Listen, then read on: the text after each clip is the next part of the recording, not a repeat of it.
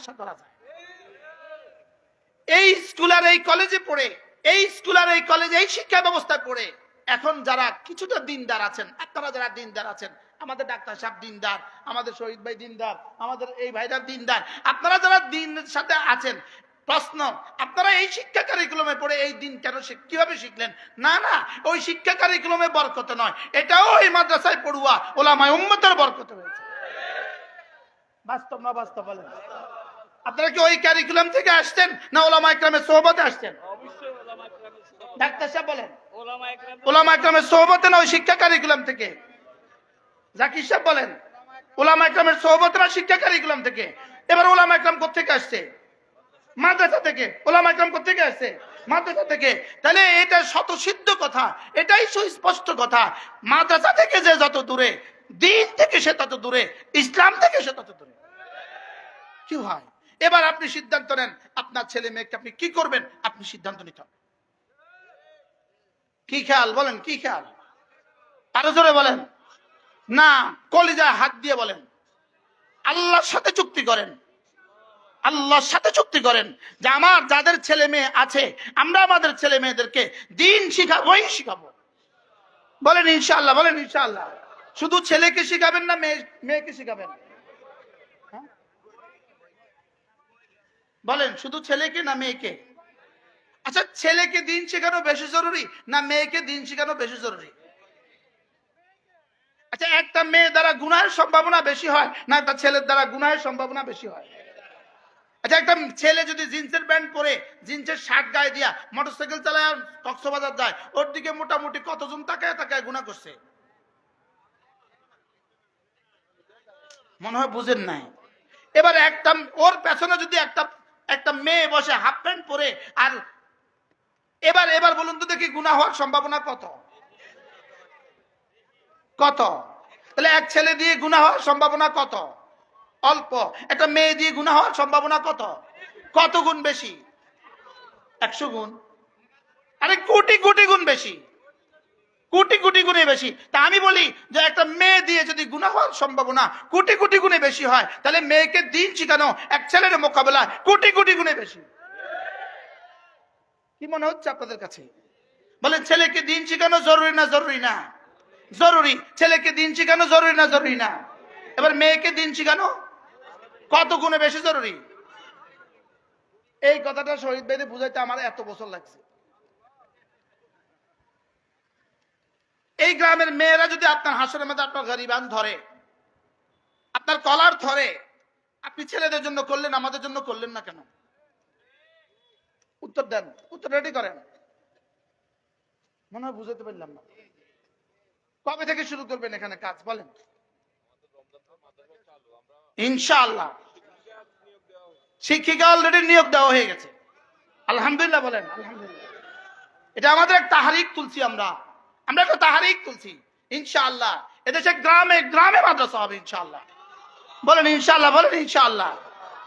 তোমাদের যে কারিকুলাম দিয়া তোমরা জাতিকে ধ্বংসের ষড়যন্ত্র করছো, ইনশাআল্লাহ আমরা বাতিল যেভাবে আসে হক সেভাবেই আসবে। কি ভাই? বাতিল যেভাবে আসে হক কি সেভাবেই আসবে। বাতিল যদি শিক্ষার আকৃতিতে আসে, হকও শিক্ষার আকৃতিতে আসবে। বাতিল শিক্ষার আকৃতিতে, হক কি শিক্ষার আকৃতিতেই আসবে। বাতিল যদি অস্ত্রের আকৃতিতে আসে, হক অস্ত্রের আকৃতিতে আসবে।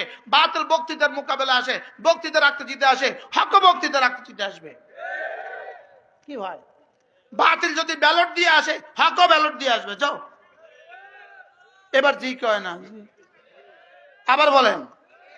বাতিল যদি ব্যালট দিয়ে আসে, বলেন হক কি দিয়ে আসবে? বলেন। বাতিল অস্ত্র দিয়ে আসলে হক অস্ত্র দিয়ে আসবে।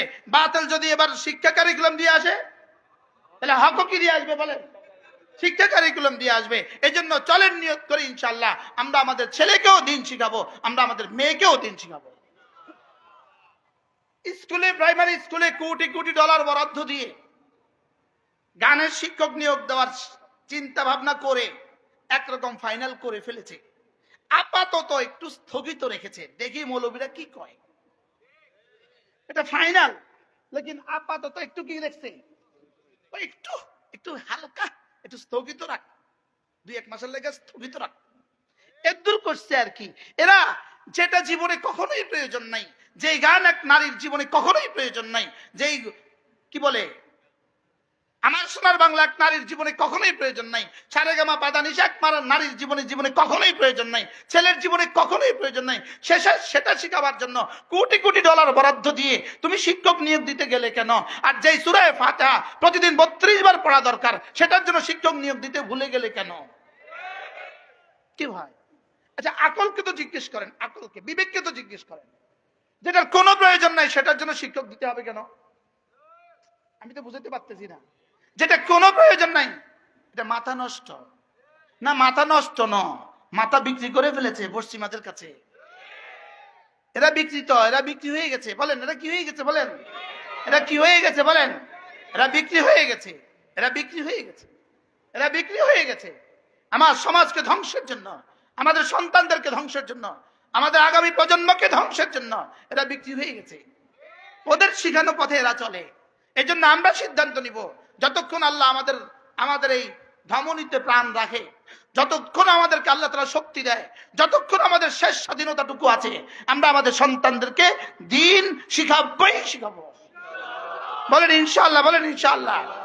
এই জন্য ছেলেদের মাদ্রাসার পাশাপাশি মেয়েদের মাদ্রাসাও আমরা শুরু করবো ইনশাআল্লাহ। বলেন ইনশাআল্লাহ। প্রশ্ন করবেন মেয়েদের মাদ্রাসায় ফিতনা হয়, আমি বলি মেয়েদের মাদ্রাসায় ফিতনা হয় এটা আপনি বলতে গেলেন কেন? স্কুল কলেজে ফিতনা হয় এটা আপনি দেখলেন না কেন? শৈশব কি বলছি বুঝায় কোন, কি কইছি বুঝায় কোন? স্কুল কলেজে ফিতনা হয় না? হয় না? তো এটা দেখলেন না কেন? এখানে ফিতনা হয় এটা বলতে গেলেন কেন? এটাও একটা ষড়যন্ত্র অংশ, এটা নুরানি ধোঁকা। এটা কি ধোঁকা বলেন? ওখানে যদি ফিতনা পড়ে, ওখানে যদি ফিতনায় পড়ে, ওখানে যদি 90% নারী, এখানে ফিতনায় পড়বে 10% নারী, ওখানে বেঁচে যায় 10%, এখানে হারিয়ে যাবে 10%। কি ভাই, আমি কি বুঝাতে পারছি আপনাকে? ওখানে বেঁচে যাবে কত, এখানে বেঁচে যাবে কত পার্সেন্ট? আচ্ছা, শিয়ালে মুরগি নিয়ে যায়, এই জন্য আর মুরগি পালে না, কারণ মুরগি পালা বন্ধ করে দাও, শিয়ালে মুরগি নিয়ে যায়। বুঝে নাই কথা কি বলছি বলেন? আখ্যাতে শিয়াল পড়ে, শিয়াল আখ্যাতে পড়ে, আর মাঝে মাঝে আখ খেয়ে ফেলে, এই জন্য কেউ আর আখের চাষ করে না, এই জন্য কেউ আর মুরগি পালে না। শিয়ালে নেয় না, নিলে কয়টা নিছে? ছিলে মাছ নেয় না, এবার মাছ পালা বন্ধ করো, ছিলে মাছ পেয়ে যায়। কি হয়?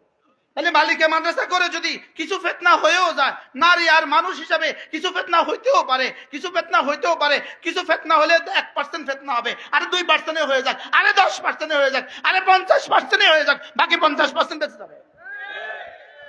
আর ইনশাআল্লাহ এটা হবে না, আমাদের পরিকল্পনা এটা হবে না ইনশাআল্লাহ। বলেন ইনশাআল্লাহ। আমার বালিকা মাদ্রাসা আছে, ছায়া দেখার কোনো সুযোগ নাই, কেউ কারো ছায়া দেখবে কোনো সুযোগ নাই, কেউ কারো ছায়া দেখবে, পর্দা লঙ্ঘন হবে বলতে ছায়া দেখবে কারো সুযোগ নেই। এই জন্য ইনশাআল্লাহ এখানেও আমরা বালিকা মাদ্রাসা শুরু করবো ইনশাআল্লাহ। আল্লাহ তাআলা হাজী সাহেবের হায়াতের মধ্যে বরকত দান করুক, যেন আল্লাহ তাআলা এখানে দ্রুত থেকে দ্রুত সময়ে এখানে ঘরের কাজ শুরু করতে পারেন ইনশাআল্লাহ। ইনশাআল্লাহ আগামী রমজান থেকে এখানে মেয়েদের মাদ্রাসাও শুরু হবে, আপনারাও শরীক হবেন, যে যেভাবে পারেন এভাবে শরীক হবেন ইনশাআল্লাহ।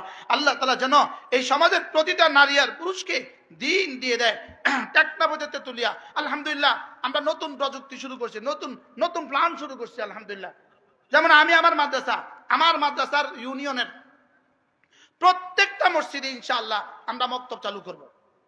প্রত্যেকটা মসজিদের ইমামকে আমরা মাসে একদিন ডেকে নিয়ে আসবো, নির্দিষ্ট টাইমে ডেকে নিয়ে আসবো, আইনা প্রত্যেক ইমামের জন্য আমরা বেতন বরাদ্দ দিব, বেতন বরাদ্দ দিব আমরা 5,000 টাকা করে, 4,000 টাকা করে প্রত্যেক মসজিদের জন্য আমরা বেতন বরাদ্দ দিব।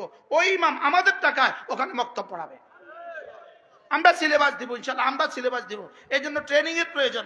আমরা আমাদের ছোট ভাই মাওলানা মারুফকে আজ থেকে ট্রেনিং এ পাঠিয়েছি ঢাকা, আমরা এটা শিখবো ইনশাআল্লাহ। প্রত্যেকটা মসজিদের মক্তব কায়েম করতে হবে। বলেন প্রত্যেকটা মসজিদে কি করতে হবে? মক্তব কায়েম করতে হবে। আমরা আমাদের বাচ্চাদেরকে আর নাস্তিকদের খাবার হইতে দিব না, বলেন না ইনশাআল্লাহ।